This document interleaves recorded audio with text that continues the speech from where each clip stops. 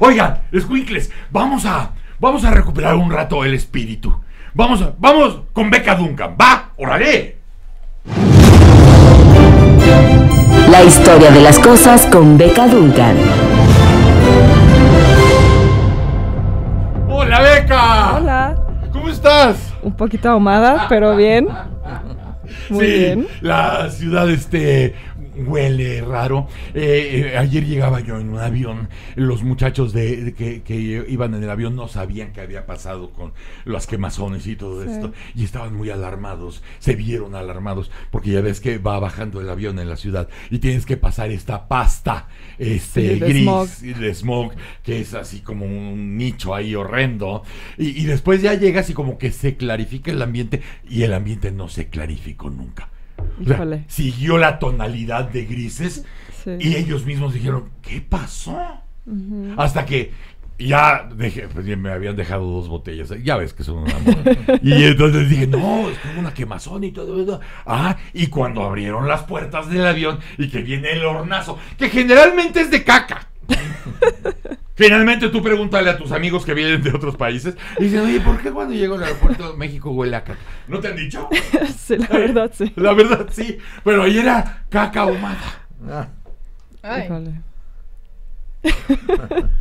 Entonces fue bastante desagradable. Oye, Beca, ¿qué nos vienes a platicar hoy? Pues hoy les quería contar sobre Rafael Coronel, que murió, el martes pasado, el 7 de mayo. Entonces me pareció importante platicar de él y por qué es importante, relevante, es decir, por qué nos importa este tema, ¿no?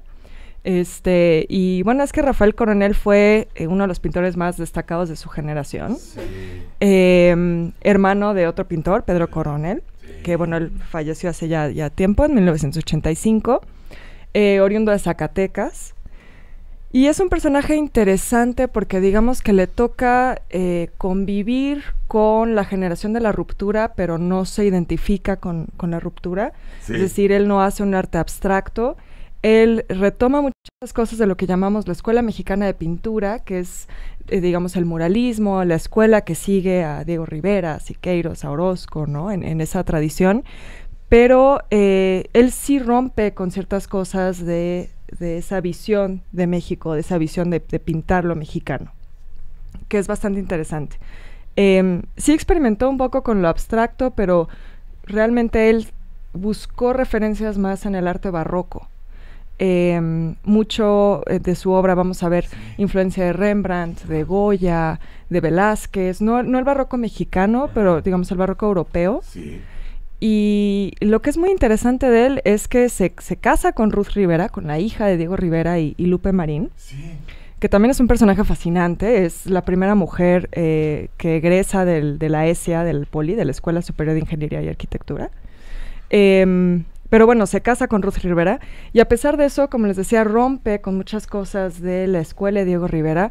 Él decía que quería pintar México sin la decoración, digamos, sin toda la parafernalia que le ponían los muralistas. Él mismo dice, sin los alcatraces, ¿no? Que pone Diego Rivera.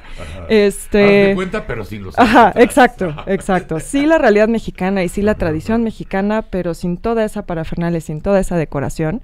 Y él más bien se acerca a los bajos fondos, se acerca a las prostitutas, a los teporochos, a las pulquerías, a las cantinas.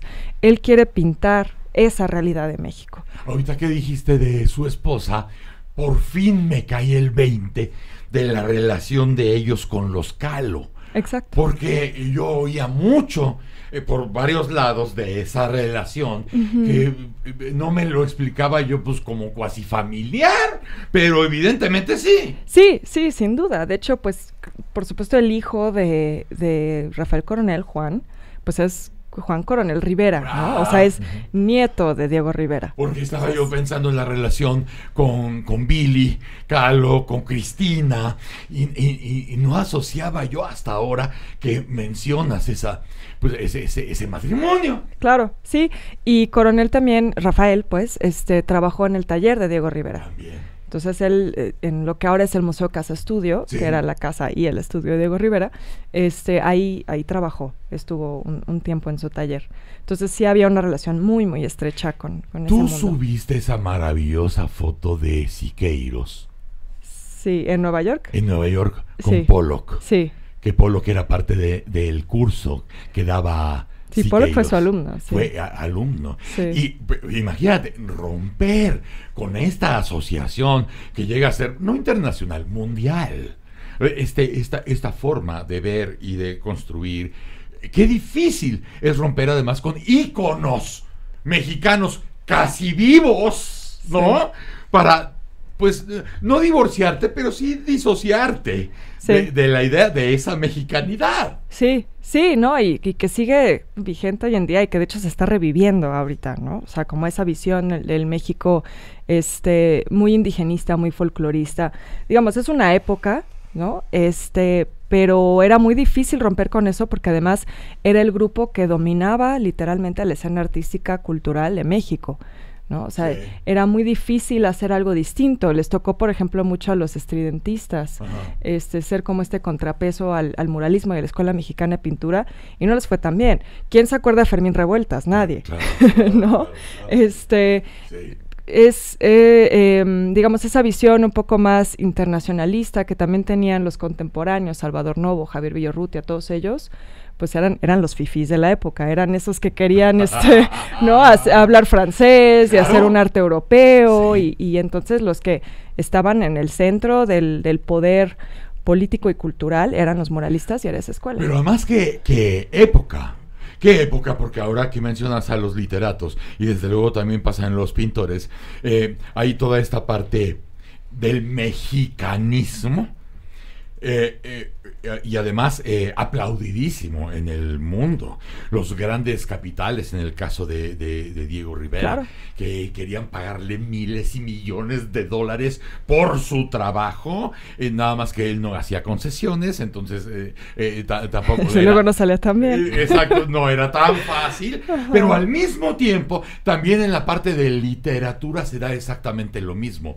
Hay aquellos escritores que desde París están creando una nueva ola latinoamericana, ¿no? Pero es desde París que llega toda esa corriente que después los escritores latinoamericanos en todo el continente lo abrazan, se amarran a ello y hacen los siguientes 30 años de nada más esa visión. Sí. Igual con los pintores. Sí, claro. Y de hecho es bien interesante que hables del interés que causó en esa época el arte de Diego Rivera, por ejemplo, ¿no? Pues ¿por qué unos petroleros gringos quieren murales, ¿no?, de Diego Rivera? En el edificio emblema. Exacto, en el Rockefeller Center. Sí. Nos suena un poco extraño, pero lo interesante es que en esa época había esta sensación de que en México habían entendido lo que significaba ser americano.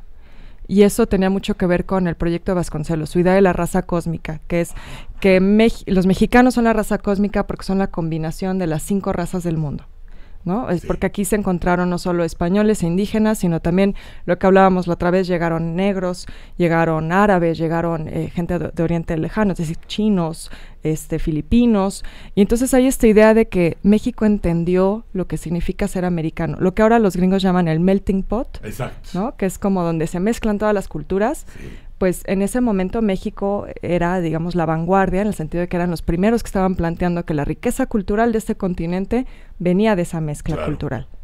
Y eso es algo que fascinó también en Estados Unidos, y mucho en Latinoamérica también. Pero imagínate el compromiso de Rafael Coronel. Es decir, sí, está padrísimo, está poca madre, pero yo no le voy a seguir. Sí, yo no me voy a ir por ahí, ¿no? Yo no voy a ir por ahí, lo cual te implica triple de esfuerzo, porque además ya era un camino muy... Y además era tu suegro, ¿no? O sea, encima de todo, ¿no? Que a lo mejor también tuvo que ver. Sí. Es decir, a lo mejor, pues, sí lo admiras, pero, pues, ¿qué voy a seguir caminito de... como si fuera yo un mantenido intelectual de mi suegro? Sí, no está fácil. Está muy cañón. Y más si sabes que tienes el talento para, claro, desarrollar proyecto, ¿no? Claro. Sí, en eso también es interesante que Rafael Coronel se acerca más a Orozco, sí, en realidad. O sea, y muchos dicen que Orozco realmente era el papas fritas, era el chinguetas. Muchos dicen. Yo me inclino más a Siqueiros, pero podemos luego tener ese debate. Está padre, ¿no? Sí, claro. No, Orozco era increíble, ¿no? Orozco, además trajo como otros lenguajes plásticos, trajo otras ideas.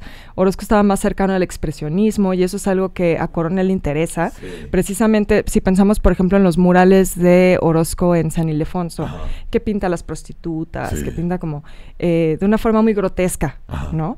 Es esa herencia un poco como de Otto Dix, del expresionismo alemán, y eso es lo que a Coronel le interesa en realidad.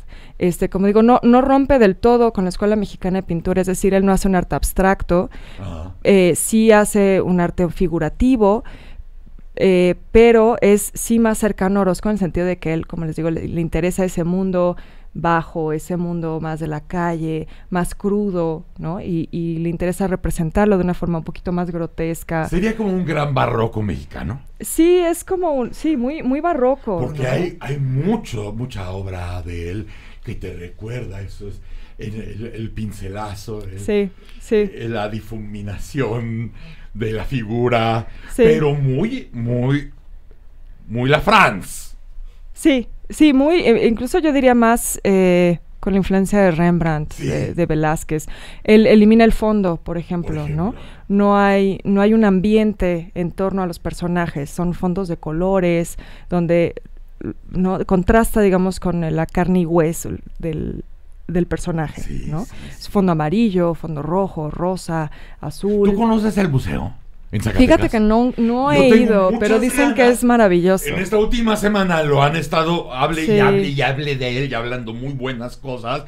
Y claro, o sea, sabes a quién leer, y entonces dices, bueno, a lo mejor porque se murió el señor están hablando bien del museo, pero hay otras voces que no importa, hablarían del museo de tal forma y lo califican bien. Tengo ganas. Sí, a mí me parece que debe ser un lugar increíble porque además es su colección de máscaras, bueno, entre otras cosas está su colección de máscaras que es la más grande que hay en México, y que lo interesante es que son máscaras que se bailaron, que eso también es bien importante, no son máscaras que se hicieron con fines decorativos y ya, sino que él sí se dedicó a coleccionar máscaras que sirvieron para su propósito, que es la danza ritual.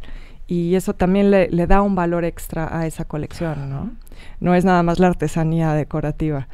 Sí, también, bueno, hay que decir que en la ciudad también hay lugares donde pueden ver su obra. Él hizo un mural en el Museo de Antropología, que es el mundo espiritual de los mayas peninsulares. Entonces también ahí pueden ver obra de él. No tienen que ir hasta Zacatecas, pero sin duda vale mucho la pena ir. Zacatecas vale la pena. Sí, vale la pena ir. Además el espacio es muy bueno. Vamos a ver el Museo de Coronel, la ciudad, caminarla. Todavía es un encanto, se come bien, ¿no? Sí. Se bebe bien. Que es lo importante. Digo, pues para sobrevivir, Beca. Sí. ¿No? Tienes que beber y comer para sobrevivir, no nada más por el afán frívolo de saciarte, ¿verdad? Claro. ¿No? Pero bien vale la pena. Sí, vale la pena darse una vuelta para allá. Y gran pretexto ir a visitar la memoria de Rafael Coronel, su gran obra. Y todo lo que representa, está rodeado de muchas cosas que son historia. Sí, sin duda. Sí, un personaje interesante. Gracias, Beca. No, gracias a ustedes. Beca Duncan, qué agradable. Siempre es platicar Nos vemos contigo. el próximo lunes. Sea.